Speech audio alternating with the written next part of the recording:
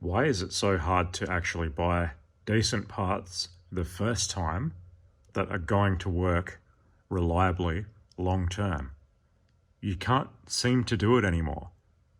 You have to check everything, and you'll always find something that wasn't done quite correctly, or it's just completely wrong altogether. This is a heater core from a 1996 donor car.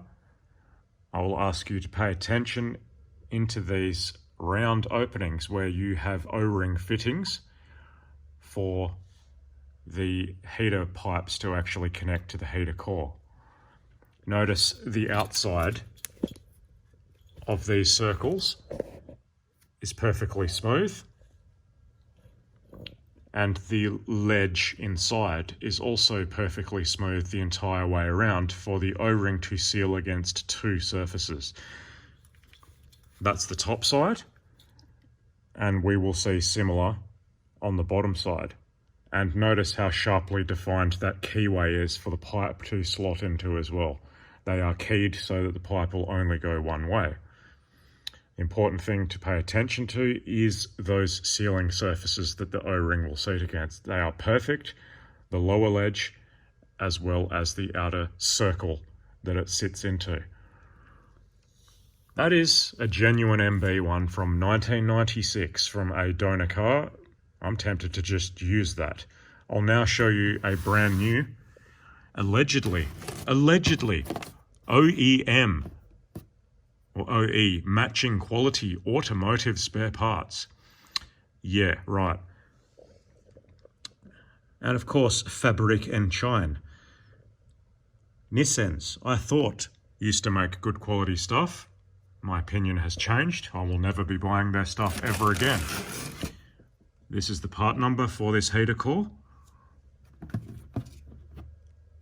At least it has metal clamps that hold the tanks to the core, but that's probably not where it's going to fail anyway. Have a look at the shoddy workmanship with these O-ring fittings. It's not even a smooth surface. There's actually cutouts in that ledge where it actually seats against. The outer circle where the O-ring has got some chance of actually sealing isn't even round.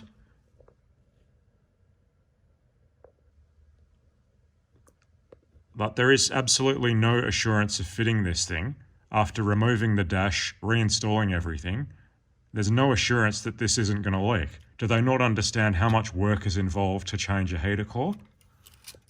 This literally is a joke. This is unacceptable. We see a similar story on the bottom connection. Look at that. There's a frickin' burr on that lower ledge. At least the the outer circular section is actually a circle on that bottom side, so there's some chance of that sealing on one surface. I don't think I'm going to use this piece of crap, to be honest. I think the only thing I'm going to use in this is the O-rings that came in the box and just reuse my original core. The other joke, the clip that's supposed to go in here doesn't even fit. Like, I'm going to have to cut the actual plastic out of that so that the factory clip actually is usable on this piece of crap. As it stands, it can't even go in there. And if you force that, you'll probably break it. Compare that to the original. Fits like a glove. What the hell is going on? Like, are they deliberately trying to get us to lose interest in the car hobby? Or is this just the situation these days? When you buy parts, nothing works. And you just have to try and try again until you finally get something that works. Or modify crap like this to actually make it work the way it should have done out of the box.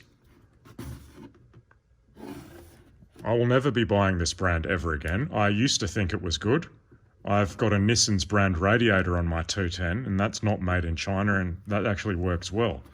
This heater core, I don't think I'm going to use it. What do you think about this?